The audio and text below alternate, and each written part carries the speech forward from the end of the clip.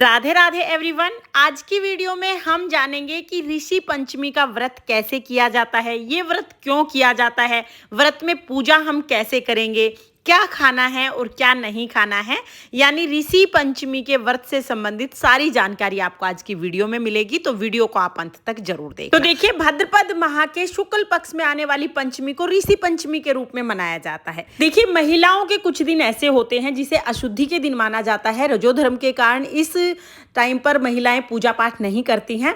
इस समय पर जो भी गलतियां हो जाती हैं उनकी क्षमा याचना के लिए ऋषि पंचमी का व्रत किया जाता है। महिलाएं ये व्रत करती हैं और इस दिन सप्त ऋषियों का पूजन किया जाता है। तो मिट्टी से मैं यहाँ पर सप्त ऋषि बना रही हूँ। आप मिट्टी से बना सकते हैं या आप चाहे तो आप सुपारी से भी बना सकते हैं। मिट्टी से जब हम सप्त ऋषि बनाते हैं तो उनका विसर्जन करना बहुत आसान हो जाता है, इसलिए मैं यहाँ पर मिट्टी से बना रही हूँ।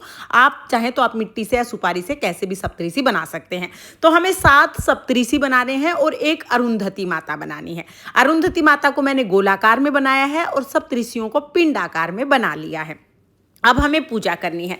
तो देखिए, ऋषि पंचमी के दिन सुबह सुबह हमें पूजा करनी है। स्नान आदि करने के बाद आप पूजा कर लें। पूजा के लिए आप चाहें तो सीधा जमीन को साफ करके वहां पर हल्दी से चौका लगा के पूजा कर सकते हैं। आप चाहे पटड़े पर स्वास्तिक बना के पूजा कर सकते हैं या किसी थाली वगैरह में भी आप पूजा कर सकते हैं। तो मैंने यहाँ पर पूजा के लिए थाली ले ली है। थाली में हम हल्दी से स्वास्तिक बना देंगे। उसके बाद मैंने यहाँ पर एक केले का पत्ता रखा है। आपके पास पत्ता है तो रख लीजिए, नहीं तो सीधा आप यहाँ पर सप्तऋषियों को विराजमान कर सकते हैं। तो पहले हमने गणेश जी को विराजमान कर दिया है, उसके बाद हमने अरुंधति माता को विराजमान किया है और फिर हम सप्तऋषियों को विराजमान कर लेंगे। तो देखिए, ऋषि पंचमी के दिन सुबह सुबह नहा धो के हमें पूजा करनी है। पूजा में हम इस तरह से सप्तऋषि बनाएंगे और उनका पूजन करेंगे। तो यहाँ पर मैंने सभी को विराजमान कर दिया है। अब हम पूजा शुरू करेंगे। पूजा में सबसे पहले हम देसी घी का दीपक जलाएंगे। गाय के घी का दीपक इसमें बिल्कुल नहीं जलाना है, भैंस के घी का ही दीपक जलाना है। तो धूप दीप हम जला लेंगे, भैंस के घी का दीपक आप जलाइएगा। फिर हम संकल्प करेंगे, हे भगवान, आज मैं आपके निमित्त ये पूजा कर रही हूँ, आप मेरी पूजा को स्वीकार करें। अशुद्धि काल में जो भी गलतियां मुझसे हुई हैं उनके लिए मुझे क्षमा करें। ऐसा संकल्प करने के बाद फिर हम पूजा शुरू करेंगे। जल के छींटे लगाकर भाव रूप में सभी को स्नान करा देंगे। उसके बाद गणेश जी को और माता अरुंधति को हम यहाँ पर रोली से तिलक कर देंगे। रोली से तिलक करके वस्त्र के रूप में कलावा समर्पित करेंगे। तो गणेश जी को, माता अरुंधति को कलावा समर्पित कर दिया है। आपके पास छोटी सी चुनरी है तो अरुंधति माता को चुनरी समर्पित कर दीजिएगा, नहीं तो सिर्फ कलावा भी समर्पित कर सकते हैं। उसके बाद सप्तऋषियों को हमें चंदन से तिलक लगाना है। तो चंदन से हमने सप्तऋषियों को तिलक लगा दिया है। चंदन ना हो तो आप हल्दी से तिलक लगा सकते हैं। फिर हम सभी को वस्त्र के रूप में कलावा समर्पित कर देंगे। देखिए, सप्तऋषियों को आप चाहे तो 7 रुमाल ले सकते हैं, वो वस्त्र के रूप में समर्पित कर सकते हैं। आप चाहे 7 जनेऊ ले सकते हैं, 7 जनेऊ भी आप वस्त्र के रूप में समर्पित कर सकते हैं। और अगर ये चीजें आपके पास नहीं है तो कोई बात नहीं, आप मोली का धागा ले लीजिए। यानी ये कलावा मोली एक ही बात होती है।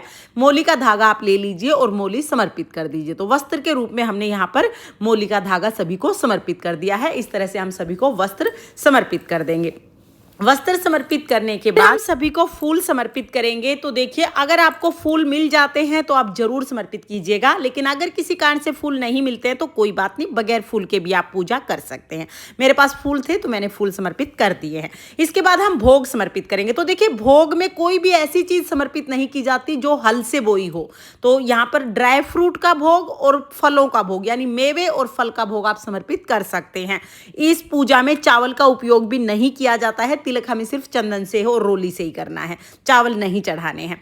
तो देखिए, कोई भी ऐसी चीज नहीं चढ़ानी जो हल से जोती जाती हो। तो यहाँ पर फल और मेवे हम चढ़ा देंगे, दक्षिणा चढ़ाएंगे। इसके बाद अपने सीधे हाथ में फूल लेकर हम ऋषि पंचमी की व्रत कथा सुनेंगे। व्रत कथा सुनना बहुत जरूरी है, तो अपने हाथों में फूल लेकर हम यहाँ पर व्रत कथा सुनेंगे।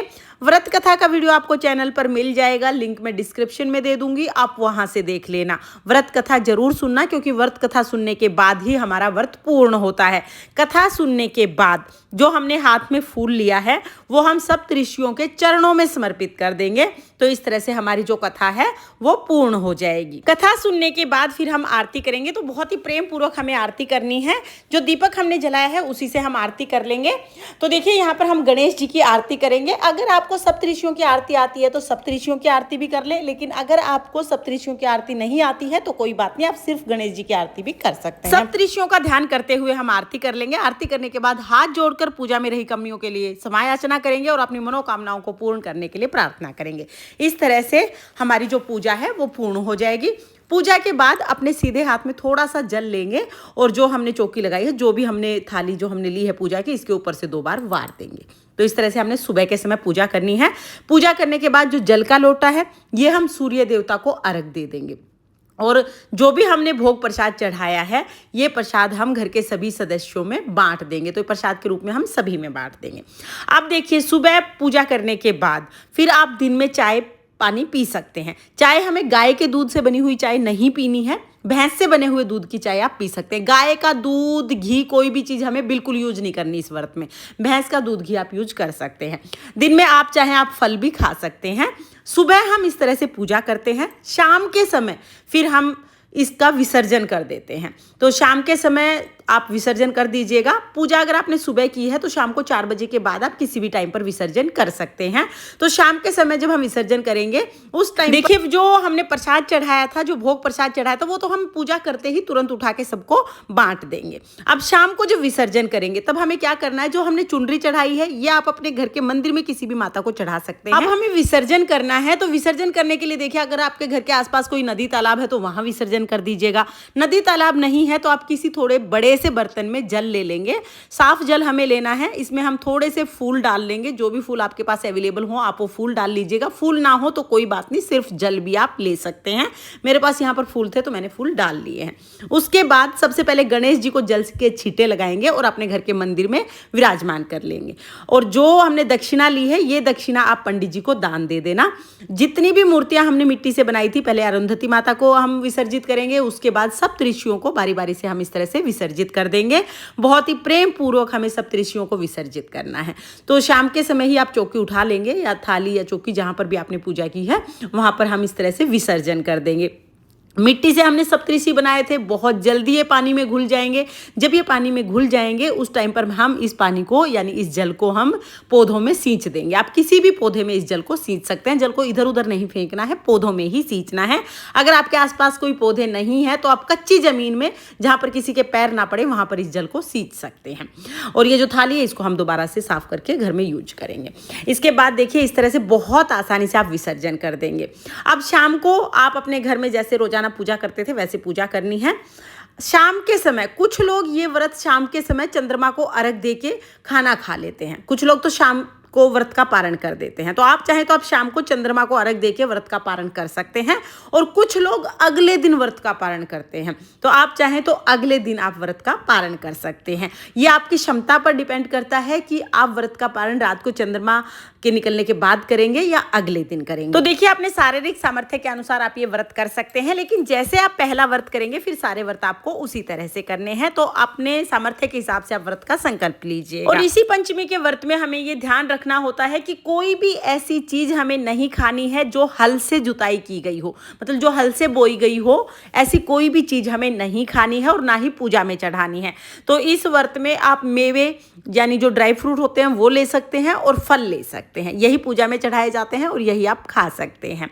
तो फ्रेंड्स, ये ऋषि पंचमी व्रत की बहुत ही सरल पूजा विधि है। पूजा विधि और व्रत की विधि दोनों मैंने आपको बता दी हैं। आई थिंक आपके सारे डाउट्स क्लियर हो गए होंगे। फिर भी कोई डाउट है तो आप कमेंट कर दीजिएगा, मैं रिप्लाई करने की पूरी कोशिश करूँगी। तो आपको ये वीडियो कैसा लगा कमेंट करके जरूर बताना। और अगर ये वीडियो आपको पसंद आया हो, वीडियो आपके लिए थोड़ा बहुत भी यूजफुल हो, तो प्लीज़ वीडियो को लाइक कर देना और चैनल को सब्सक्राइब कर लेना। तो चलिए फिर मिलते हैं किसी और वीडियो में। तब तक के लिए जय श्री कृष्णा, राधे राधे।